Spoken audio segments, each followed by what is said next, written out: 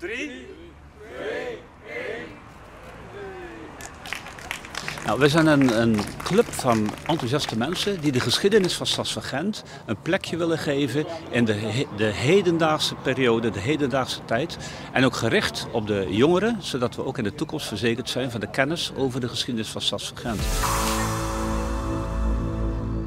Hier bij het oude textielcomplex, de oude textielfabriek, daar hebben we de geschiedenis van het hele complex daarin ondergebracht. Dus we hebben beschreven op panelen van wat is er vooraf gegaan in deze periode, hoe is deze fabriek tot stand gekomen, wat heeft hij allemaal geproduceerd, wat hebben de mensen meegemaakt. Omdat ze het bij de stichting belangrijk vinden om de geschiedenis van Stads van Gent goed over te brengen, bij donderdagochtend de eerste stap gezet. Ja, dit is in feite nog maar het startpunt, want je zei terecht al, het is een belevingspad en dit zijn infopanelen.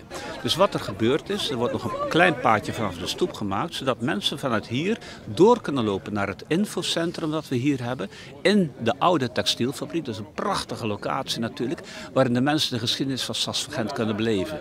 En dat is dan in feite het eindpunt van een hele grote route die op dit moment door de gemeente Terneuzen wordt gerealiseerd vanaf het Albert Heijn en Lidl complex. Zo een route door Stads van Gent te maken naar de markt toe. En overal komen er richtingsaanwijzers die verwijzen naar de historie van Stads van Gent. In feite zijn we bezig met een complete historische route door Stads van Gent. En als alles volgens plan verloopt is de route over zo'n 1,5 jaar te lopen.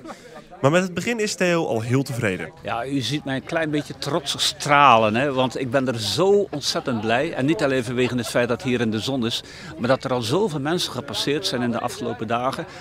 Als je hier langskomt, dan zie je altijd mensen erbij staan die belangstellend zijn.